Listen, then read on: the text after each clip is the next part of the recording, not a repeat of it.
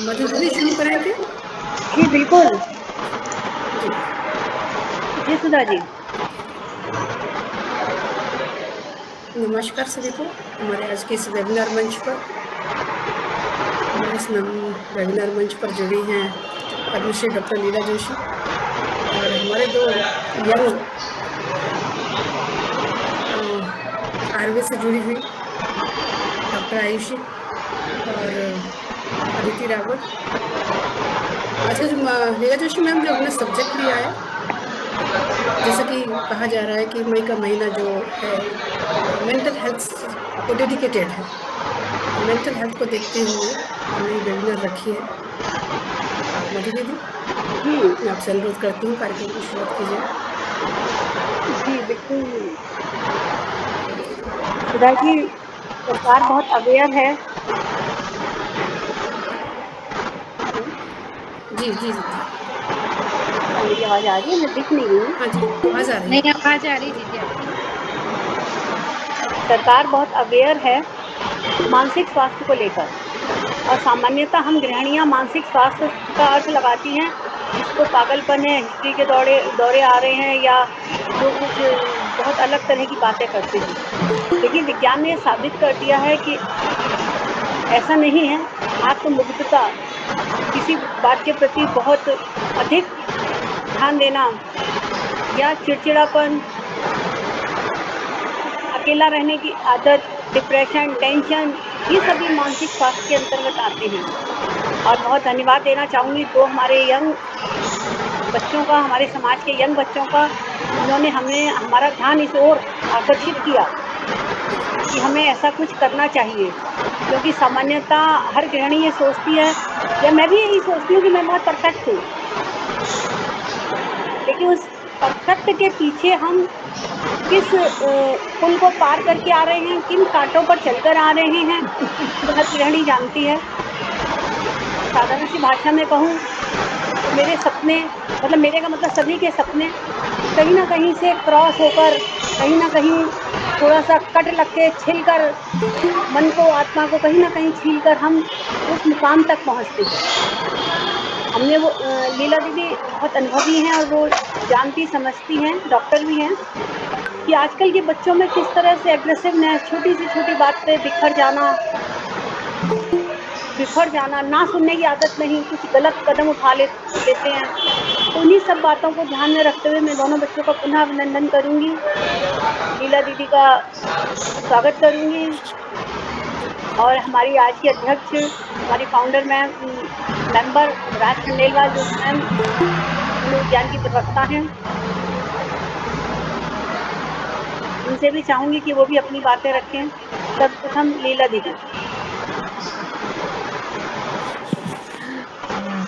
सर्वप्रथम तो मैं ये सुमधुरा सखी सहेली ग्रुप को बहुत बहुत साधुवाद देना चाहूँगी, क्योंकि जो आज की उभरती हुई प्रॉब्लम्स जो है उस पर ध्यान जाता है, और केवल ध्यान ही नहीं जाता, उसको मूर्त रूप देती है।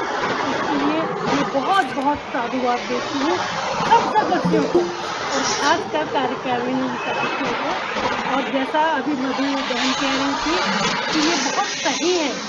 मेरे पास ज़्यादातर जो मरीज आते हैं जिनकी घर की प्रॉब्लम सॉल्व हो गई है, और जो एक ऐसे उसमें पहुंच गई हैं कि उनको कुछ खास करने को नहीं दिखता सामने, तो उनको कई तरह की फिजिकल प्रॉब्लम्स चालू हो जाती है, जो हम कहते हैं ना मेनोपॉज के आसपास फिजिकल प्रॉब्लम्स चालू हो जाती है। तो उनको आप देख लो, बात कर लो, पूरी जांच कर लो, कहीं पर कोई प्रॉब्लम्स नज़र नहीं आती, इन्वेस्टिगेशंस भी सब नॉर्मल है। तो मैं उन लोगों को क्या सलाह देती हूँ, मैं उनसे सबसे पहले पूछती हूँ कितने बजे उठती हो, तो वो कहती हैं कि हम ज़्यादातर जवाब देती है कि 6 बजे। तो मैं कहती हूँ कि तुम पौने 6 बजे उठो, और वो 10-12 मिनट केवल अपने लिए, न पति के लिए, न घर के लिए, न बच्चों के लिए, किसी के लिए नहीं।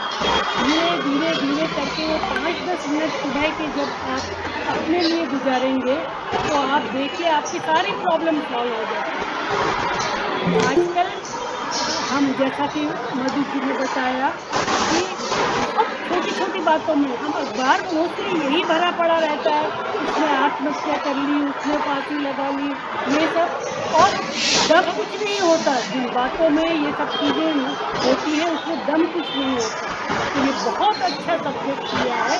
मैं सिर्फ एक और बात ये कहूँगी कि इतने अच्छे अच्छे इवेंट्स जो आप लोग करते हैं, उसका फीडबैक लेना, उसको कितना लाभ हुआ, जिनके लिए हम सब कर रहे हैं, उनको कितना लाभ हुआ, इसका भी कुछ पैरामीटर्स टाइप आप ज़रूर रखें। मेरे कहने का मतलब है, जैसे आज ये मेंटल प्रॉब्लम्स के लिए जो है, तो इसको कितने लोग सुन रहे हैं, उसके बाद कितने लोगों ने के अबाउट उन लोगों का एक रिकॉर्ड जैसा रख के, फिर कैसा इतना टाइम के बाद क्या कुछ उनको समझ में आया, क्या कुछ उन्होंने स्टार्ट किया, और स्टार्ट करने के बाद उनको कितना लाभ हुआ, ये एक फीडबैक, सब इवेंट्स का फीडबैक लेने से जो एक उसकी क्वालिटेटिव फाइनल जो क्वालिटेटिव रिजल्ट निकलेंगे, वो बहुत सेटिस्फाई होंगे सबके लिए।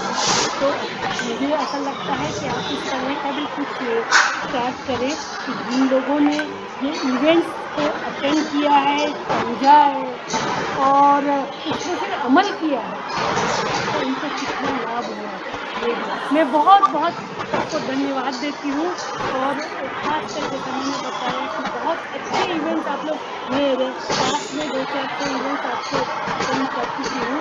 मैं ईश्वर से प्रार्थना करती हूँ कि आपका इस तरह का जोश चलता रहे। बहुत बहुत धन्यवाद आपको मुझे।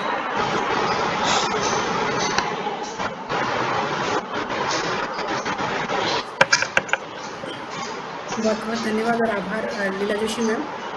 हम आपसे आगे भी विस्तार में चर्चा करेंगे, और अभी हम इनवाइट करते हैं अपने मंच पर। हाँ, आज हमको इन लोगों को सुनना है। जी, और कुछ नहीं। डॉक्टर आयुषी खंडेलवाल और हमारे जो मनोवैज्ञानिक महारथी हैं अदिति रावत, दोनों से हम अनुग्रह करते हैं कि चर्चा की शुरुआत की जाए। आज के जो सब्जेक्ट को लेकर हम आगे बढ़ रहे हैं, उस सब्जेक्ट पर आगे बढ़ा जाए। First of all thank you so much Sumadhura मंच अगेन हमें मंच देने के लिए कि हम इस टॉपिक पर डिस्कशन कर सकें, क्योंकि ये बहुत ज़्यादा रेलिवेंट पर साथ के साथ बहुत ही नेग्लेक्टेड टॉपिक है आज के टाइम पे। जितनी ज़्यादा हमें इसकी ज़रूरत है, उतनी ही कम इसके बारे में बात की जाती है, बहुत ही कम चर्चा की जाती है इसके बारे में। जितना ज़्यादा कंसर्न्ड आजकल हम सभी लोग अपने फिजिकल हेल्थ को लेकर होते हैं कि सर दर्द हो रहा है, बुखार है, जोड़ों में दर्द है, हेयर फॉल है, सभी को एक स्पेशलिस्ट को दिखाना है, कोई किसी को रैंडम नहीं दिखाना है, स्पेशलिस्ट को दिखाना है। लेकिन जहाँ पर ये बात होती है कि मेरा ना आज कुछ करने का मन नहीं कर रहा, कोई बात नहीं, दिन खराब होगा, कभी कभी होता है ऐसा, मेरा बहुत दिनों से कुछ करने का, किसी से बात करने का मन नहीं कर रहा, मुझे लगता है तेरा नेचर ही चेंज हो गया है, पहले तो बहुत जॉयफुल हुआ करती थी, अब थोड़ा तेरा नेचर बदल गया है, मुझे आजकल गुस्सा बहुत आता है।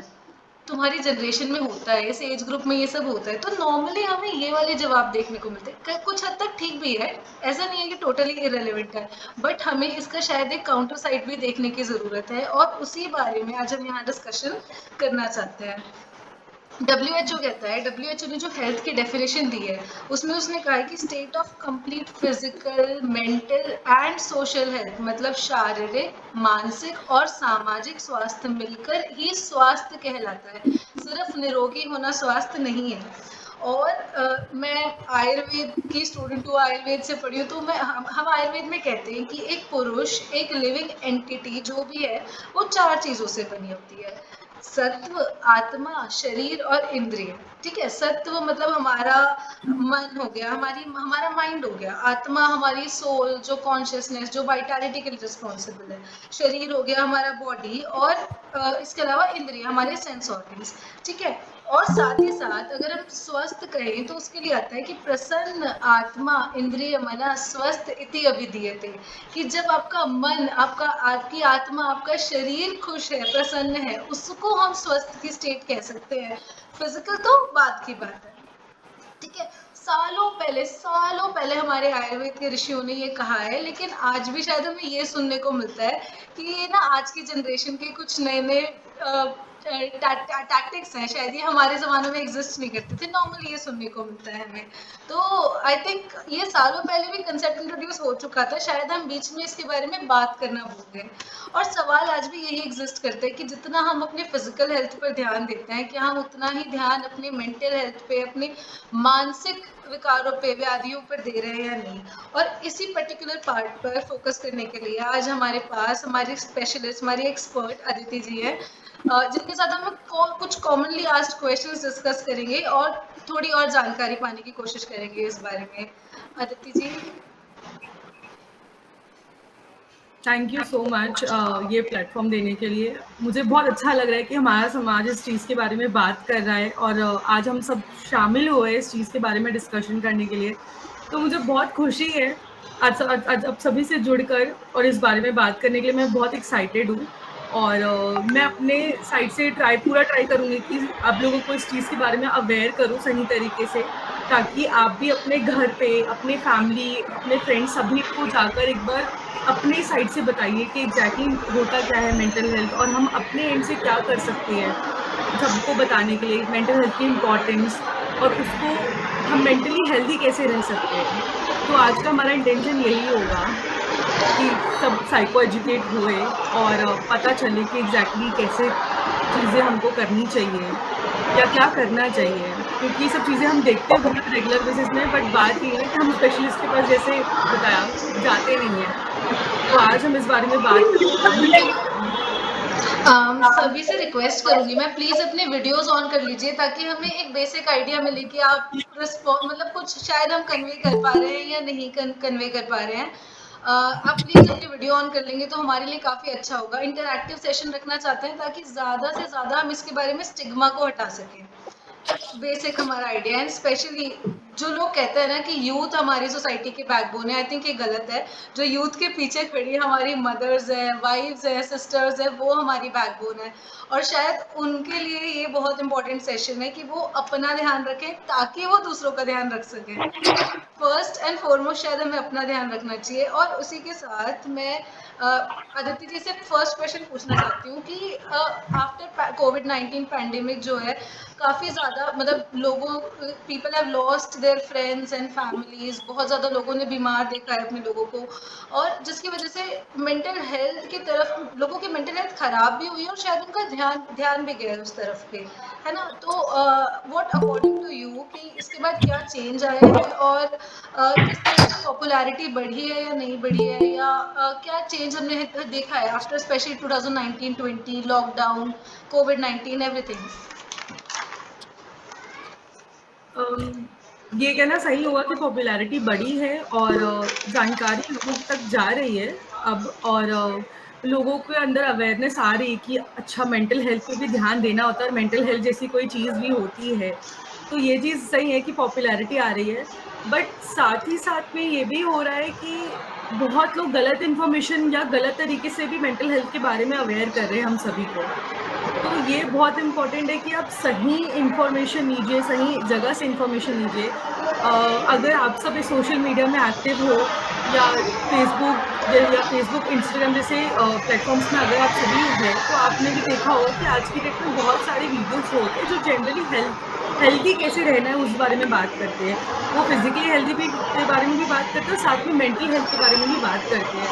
बट बात ये हो जाती है कि मेंटल हेल्थ के बारे में मैंने बहुत बार देखा है कि बहुत गलत इन्फॉर्मेशन होती है और कई बार होता है कि उन चीज़ों का मज़ाक उड़ाया जाता है और सही तरीके से ली नहीं जाती चीज़ें। तो मुझे लगता है कि पॉपुलैरिटी आ तो गई है, बट अगर सही तरीके से हमको इन्फॉर्मेशन नहीं मिलेगी, तो जो अवेयरनेस जिस तरफ डायरेक्ट होनी चाहिए ना, वो नहीं हो रही है शायद। पर ये बात अच्छी है कि आज हम आज इस बारे में बात करेंगे, तो आगे जो क्वेश्चंस शायद होंगे, तो उसके थ्रू शायद आप लोगों को और इस चीज़ के बारे में नॉलेज मिले और अवेयरनेस आए कि हमको कौन से सोर्सेज़ से पता लगाना चाहिए कि क्या प्रॉब्लम्स है, क्या ट्रीटमेंट्स हो सकते हैं और कब हमको मेंटल हेल्थ प्रोफेशनल को विज़िट करना चाहिए।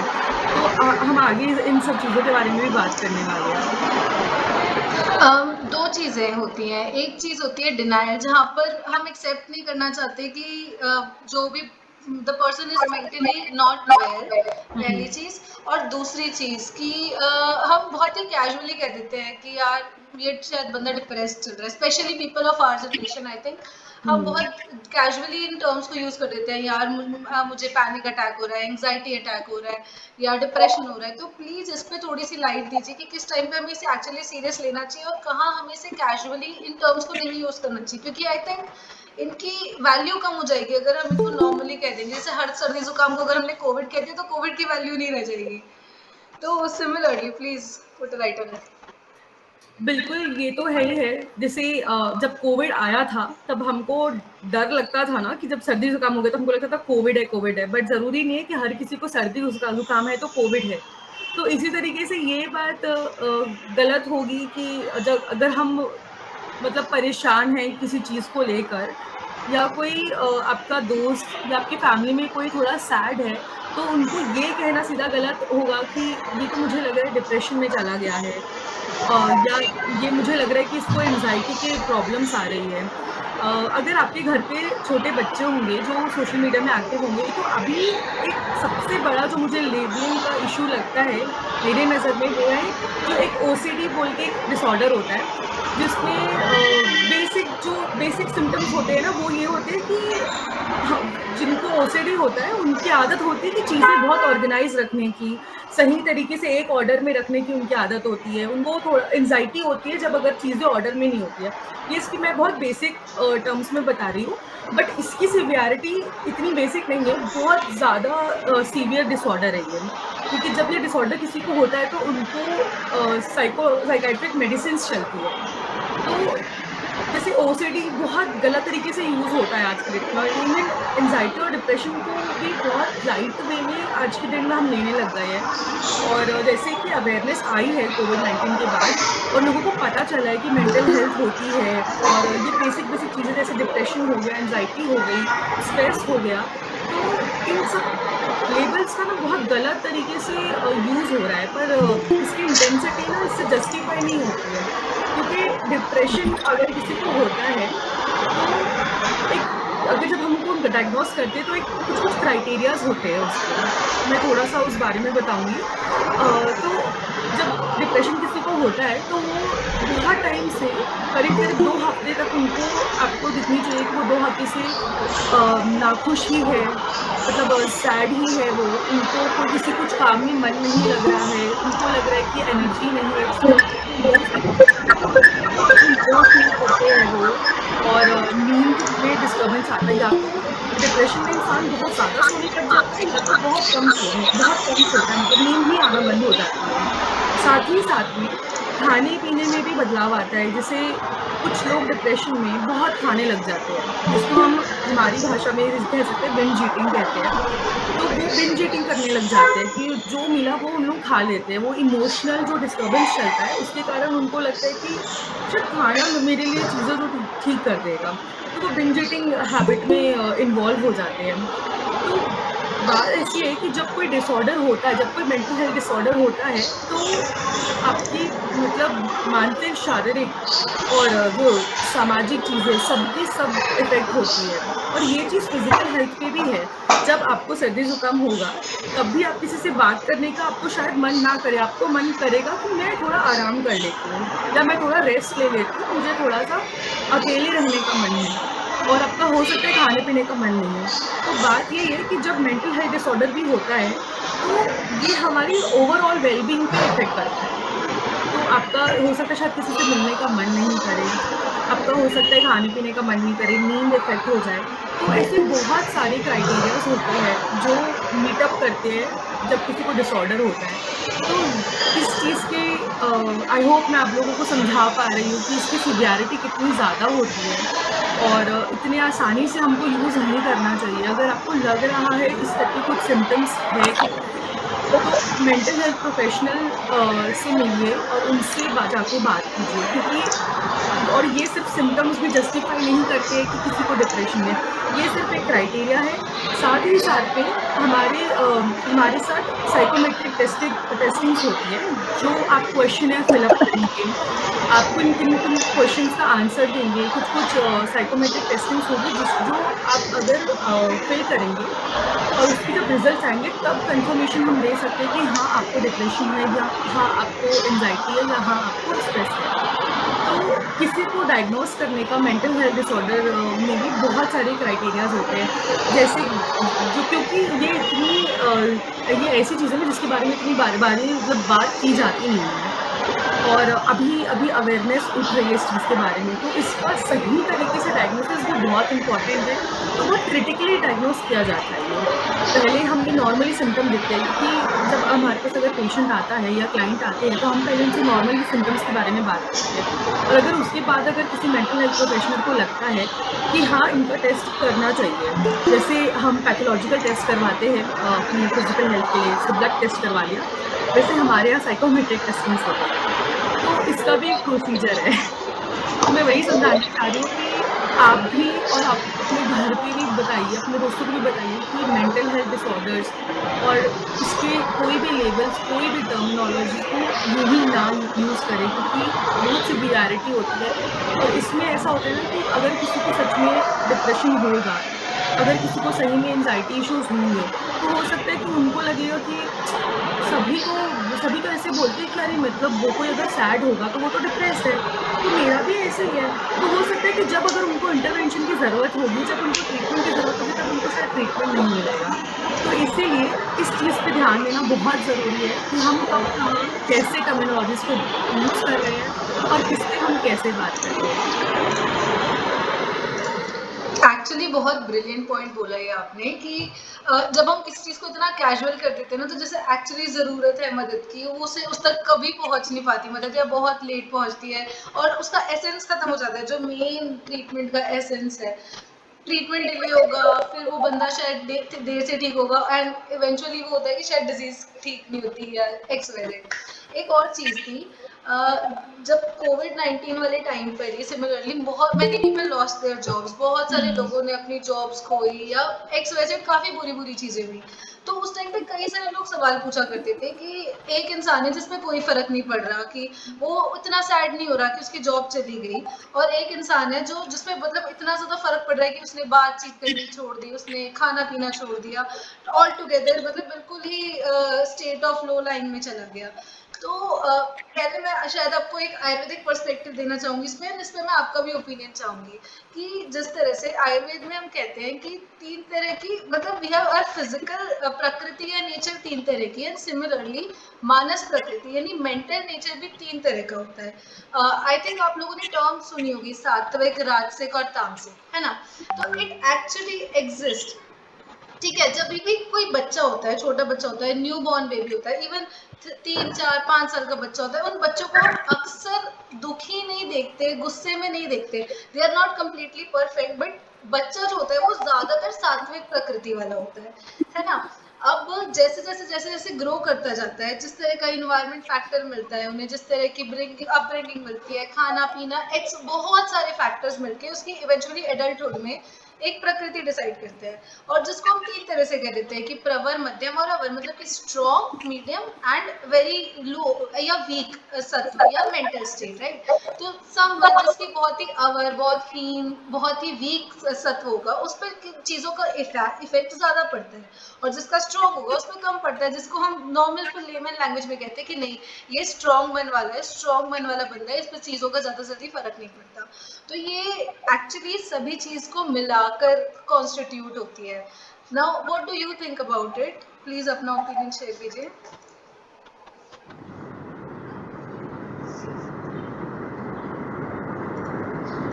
How people differently reacts to different situation.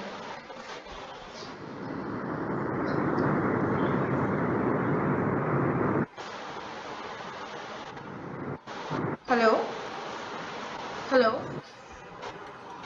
हाँ आ रही है, आवाज आ रही है। ठीक है। ऑल्सो इस चीज में लाइफस्टाइल का, सोशल मीडिया का, गूगल का क्या role, what role exactly they play कि एक बंदा चीजों की तरफ किस तरह से फिर रिएक्ट करता है। यूजुअली पीपल सेल्फ डायग्नोज करके आते हैं, गूगल करके आते हैं अपने सिम्टम्स, दे नो कि उन्हें कैंसर ही है डायरेक्टली। तो प्लीज उस पर अपना ओपिनियन बताइए क्या है। ये तो बहुत ही मतलब आज के डेट में ऐसा है कि मुझे ऐसा लगता था एक टाइम तक कि ये ना सिर्फ टीनेजर्स और अर्ली अडल्टहुड वाले जो अभी अभी 20 साल के हो रहे हैं शायद उन लोग ही करते हैं कि गूगल में सिम्टम्स देख लिया या गूगल से पूछ लिया कि अगर मुझे सपोज सर दर्द हो रहा है तो मैं क्या करूं, या अगर मुझे इतने 2 दिन से सर दर्द हो रहा है, तो अगर आप कोई भी ऐसे सिम्टम्स पुटअप करते हैं गूगल में तो वो बहुत सारे ऐसे डायग्नोसिस करके देता है। बट बात ये हो जाती है कि क्या वो डायग्नोसिस सही है कि नहीं है वो हमको नहीं पता। हम तो इनपुट दे रहे हैं पर उसका डायग्नोसिस सही है कि नहीं है वो नहीं पता। बट बात ये कि हमारा ह्यूमन माइंड ऐसा होता है ना कि नेगेटिव चीज़ें पहले कैच करेगा। अगर मैं आपके सामने एक ब्लैक और वाइट पेपर रखूँगी तो आपको ये बहुत ज़रूरी याद रहेगा कि वहाँ पे एक ब्लैक पेपर था, क्योंकि हम ब्लैक को ऐसे नेगेटिव परसीव करते हैं ना, तो हमारा दिमाग हर कुछ भी आप उसके सामने रख दो, चाहे वो आप किसी बात को लेके कर लीजिए, कोई फोटो को लेके कर लीजिए, कुछ वीडियो को लेके कर लीजिए, कुछ भी होगा ना हमारे सराउंडिंग में नेगेटिव सबसे पहले आप पकड़ेंगे। और ये हम सबके साथ होता है, ये सबके साथ बहुत नेचुरल चीज़ होती है। तो अगर हमने गूगल में कुछ देख लिया तो वो हमारे दिमाग में घूमती रहेगी। और जैसे आप भी आयुर्वेदा से है तो मुझे लगता है जैसे अगर हम इस चीज़ को थोड़ा सा स्पिरिचुअलिटी की तरफ भी लेकर जाएंगे ना, तो कहते हैं ना कि जो हम खुद को फीड करते हैं या जो हम देखते हैं, जो हम सुनते हैं, जो हम कहते हैं, वही अंदर होता है। उसी में रिएक्शन हम मतलब हमारे अंदर होता है, वही हमको बाहर मिलता है। तो मुझे लगता है कि ये सब चीज़ों में आप कोई प्रोफेशनल के पास जाइए या किसी ऐसे के पास जाइए जो आपको सही इन्फॉर्मेशन दे। तो इस टाइम पे ये सब करना बहुत ज़रूरी होता है, क्योंकि हमको क्या लगता है ना कि अरे हमने तो एक बार ही देखा है, बस हमने तो एक बार ये अपना सिम्टम गूगल में डाल के देखा है, उससे क्या होगा। बट ऐसे नहीं होता है। ऐसे छोटी-छोटी चीज़ें क्या होती है ना, एक पहाड़ बन जाती है और उसके बाद सीधा ब्लास्ट होता है। तो हमको हमारे छोटे-छोटे एक्शंस का बहुत ध्यान रखना पड़ेगा, क्योंकि खुद के लिए हम कर रहे हैं। जैसे लीला आंटी जी ने भी बताया कि जो स्टार्टिंग में अगर आप सुबह 6 बजे ना उठ के पौने 6 बजे अगर उठेंगे तो उसके कितने फ़ायदे हैं। तो इसी तरीके से अगर हम अपनी डेली लाइफ़स्टाइल में ऐसे छोटे-छोटे चेंजेस ले आएँ कि हम खुद ही नेगेटिविटी को हटा दें अपने सराउंडिंग से या नेग्लेक्ट कर दें या उसको आने ही नहीं दें एटलीस्ट अपने एंड से, क्योंकि सारी चीज़ें अपने हाथ में नहीं होती, पर आप अपने साइड से जो कर सकते हैं उस चीज़ के लिए आपको वो स्टेप लेना चाहिए मेरे हिसाब से, ताकि जितना हो सके आप जो नेगेटिव चीज़ें हैं वो लेना और ना ही उस चीज़ का रिएक्शन हो। क्योंकि जैसे मैंने बताया कि ह्यूमन माइंड ऐसा होता है ना कि नेगेटिव चीज़ें पहले पकड़ेगा, तो वो चीज़ें हो सकती है दिमाग में बहुत घूमेगी आपके। जैसे सभी मम्मी लोग को होता है ना कि अगर कोई चीज़ अगर आज मैं घर आई और मैंने इस मम्मी के ऊपर चिल्ला दिया, हालाँकि मेरा गुस्सा किसी और चीज़ पे था, कहीं और का था, पर मैंने चिल्ला दिया। पर ये तो बात पक्की है ना कि मम्मा मेरी बार-बार सोचेगी उस चीज़ को कि क्या हो गया इसको, क्यों इसने चिल्ला दिया, इसका कुछ हो गया क्या बाहर कॉलेज में, ऐसा कुछ हो गया। तो बात ये होती है ना कि मैंने तो सिर्फ़ एक सिंगल इनपुट दिया है, पर उसका रिएक्शन कितना बड़ा हो सकता है ना कि मतलब एज़ अ मदर आप लोग भी समझ पाएँगे कि अगर बच्चे छोटी सी ऐसी चीज़ कर देते हैं ना तो वो गाड़ी ना कितना लगाओ, घूमती है दिमाग में। कहीं गाड़ी लगाओ। इसीलिए मुझे लगता है कि ये सारी चीज़ों का ध्यान रखने के लिए हमें ट्राई करना चाहिए कि जितनी चीज़ें जो ऐसा लगता है कि जहाँ से आ रही है या आ सकती है, तो उसे वो गेट्स क्लोज़ कर दीजिए। ये चीज़ अपने लिए बहुत हेल्दी होगी और ये सेल्फिश बिहेवियर नहीं है, ये सेल्फ लव कह सकते हैं हम और खुद को प्रोटेक्ट करने का तरीका है। आजकल इतने मतलब यंगस्टर्स ये चीज़ के बारे में समझ रहे हैं धीरे-धीरे ये और मुझे लगता है कि आप लोगों की एज वालों को भी और हर एज वालों को एक्चुअली ये चीज़ फ़ॉलो करनी चाहिए। खुद के लिए बाउंड्रीज़ क्रिएट करना सेल्फिश नहीं होता है। खुद के लिए बाउंड्रीज़ क्रिएट करना खुद का प्रोटेक्शन करने के बराबर होता है और ये खुद की तरफ आप एक प्यार दिखा रहे हैं कि हाँ भाई मुझे मेरी सेफ्टी बहुत ज़रूरी है, चाहे वो शारीरिक हो चाहे मानसिक हो। हमारे बीच शबा खान मैम भी जुड़ चुकी हैं। स्वागत है शबा मैम। रतलाम से शबा खान मैम जुड़ चुकी हैं। गुड आफ्टरनून मैम आप सुन पा रहे हैं हमको?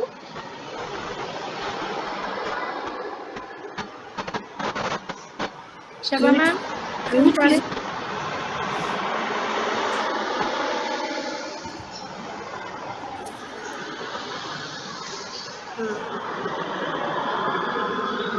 हेलो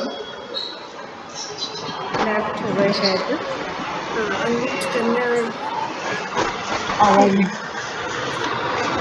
शायद वो लेफ्ट हो गई, कोई नहीं अभी जुड़ जाएंगे। हाँ जुड़ गए। स्वागत है मैम आपका। हाँ जी अर्चना, मैं चाहूँगी थोड़ा सा इंट्रोडक्शन भी दें शबा मैम के बारे में और उनसे हम उनको सुनना भी चाहेंगे इस विषय पर। आप बताइए। मुझे जुड़ गई है, मुझे दिखाई नहीं दे रही है। एक सेकंड। शबा मैम आप जुड़ चुके हैं क्या? हेलो हाँ जी। हेलो मैडम, आवाज़ आ रही? जी बिल्कुल आवाज आ रही है। नमस्कार। नमस्कार मैडम, पहले तो बधाई, बहुत अच्छा विषय है आपका और बहुत अच्छा लगा कि आपने महिलाओं की मेंटल हेल्थ के बारे में विचार किया, क्योंकि हम औरतों का काम है हम सबकी बीमारी के ठेका ले लेते हैं, अपनी बीमारी के सिवा, तो इसके लिए आप बधाई के पात्र हैं। हम बात कर रहे थे मैडम, अभी तो इतना भी मैं चूँकि लेट गई हूँ, मैंने जिस बात को सुना है तो हमारी नेगेटिव थिंकिंग के बारे में हम बात कर रहे थे। जो मेरा अपना अनुभव है वो है व्यस्तता आदमी की नेगेटिव थिंकिंग को दूर करती है और एक हमारी डिसिप्लिन लाइफ। ज़रूरी नहीं कि हमको कोई कहे, ज़रूरी नहीं है कि हम कोई क्लासेस ज्वाइन करें। जब हम अपने आप से कटिबद्ध हो जाते हैं और हम अपने आप की जीवन शैली को नियमित कर लेते हैं तो काफ़ी नेगेटिविटी दूर हो जाती है। व्यस्तता हमारे लिए बहुत इंपॉर्टेंट चीज़ है। व्यस्त रहेंगे तो बहुत सी नेगेटिव वाइब्स नहीं आती हैं, कोई हमें देना भी चाहे तो हमारी पॉजिटिविटी को देख के नहीं आ पाती वो वाली। तो मैंने एक लेडी थी जो उनको 21 साल से डिप्रेशन था, उनका मैंने एक इंटरव्यू सुना था, तो उन्होंने यही कहा था बहुत तरह की मेडिसिन्स मुझे दी गई, मैं वो मेडिसिन्स मुझे होने लग गई, उसके साइड इफेक्ट्स होने लग गए, उसके आफ्टर इफेक्ट्स होने लगे। बोले बस जिस दिन मैंने प्रण कर लिया कि मैं कल से मेरी नियमित ज़िंदगी जीऊँगी, उस दिन से मेरे लाइफ नियमित हो गई, दवाओं की मुझे ज़रूरत नहीं पड़ी और मैं एक पॉजिटिव थिंकिंग की मोटिवेशनल स्पीकर हूँ। बस मेरा इतना निवेदन है, बाकी आप कंटिन्यू करें, मैं बीच में फिर बोलती जाऊँगी। बहुत अच्छी बात कही शबा जी आपने। मैं आपकी बात को थोड़ा विस्तार दूंगी कि ये जो सब आजकल चल रहा है या जिसके लिए हम अवेयर हैं, हमारी माताएं, हमारी नानी या दादी कहाँ इन चीज़ों को पढ़ती थी। बस ये है, और ऐसा नहीं है कि उनको कोई चीज़ तकलीफ नहीं देती थी। दादा आए गुस्सा कर गए, उनकी आंख भर आई, पिताजी आए गुस्सा कर गए, उनकी आंख भर आई। उन्होंने क्या किया, 2 मिनट में पल्लू समेटा, अपनी कमर पे लपेटा और अलमारी शुरू कर दी साफ करना, या रसोई में लग गए, ये रिगड़ वो रिगड़, मसाले पीस के रख। मतलब जो सारा जो ऊर्जा थी, मतलब या संक्षेप में कहूँगी कि क्रोध और आहत होने में भी एक ऊर्जा होती है, वो उसको लगा लेती थी कि इस ऊर्जा को हम इस अंदाज में इसको ख़त्म करें, और फिर वापस शाम को चैतन्य होकर अपना रसोई में जुट जाती थी। मैडम आपने बहुत अच्छी बात की, क्रोध आता था, आहत होती थी, मगर बगावत नहीं होती थी।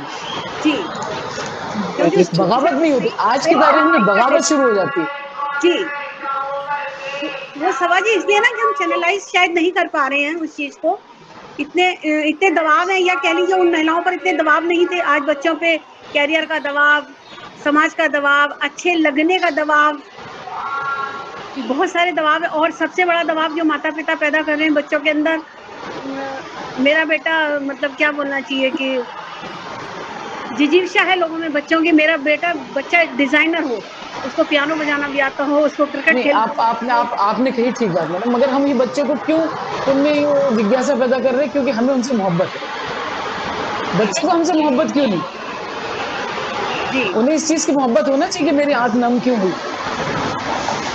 तो हम किसी जगह दूसरे तरह का उनके साथ फुल जस्टिस कर रहे हैं, मगर उनको हमसे लगाव नहीं होता।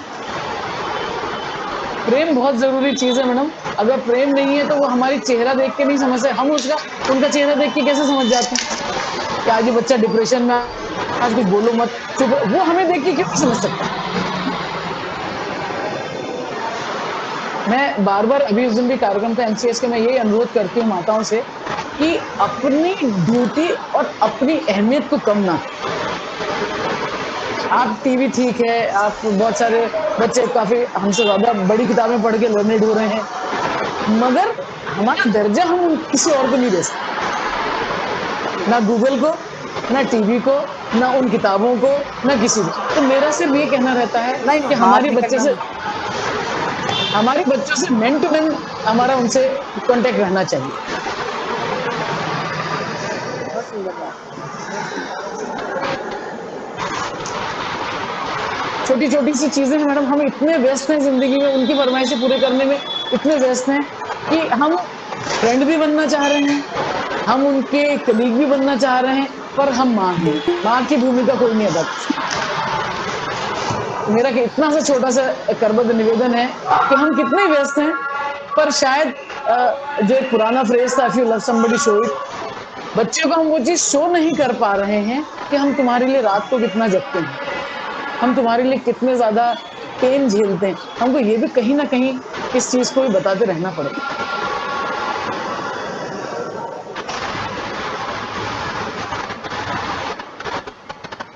विषय बहुत संवेदनशील है। हम समझ पा रहे हैं इस बात को, और हल कहाँ है ये समझ में नहीं आ रहा है मैम। फिर भी ये बात बिल्कुल सही है कि शायद संवाद की थोड़ी बहुत कमी हो रही है। हम अपने आप को बिजी कर रहे हैं, बच्चे भी बिजी हैं, अच्छा भी लग रहा है, बच्चे इसलिए खुश हैं, मम्मी बिजी है, मम्मी इसलिए खुश है, बच्चे बिजी है। हम दोनों बिजी रहने के चक्कर में शायद हम उतने फ्लो में संवाद नहीं कर पा रहे जितना संवाद होना चाहिए, जितना हमें समय एक दूसरे के पास बैठ के सिंपल हाल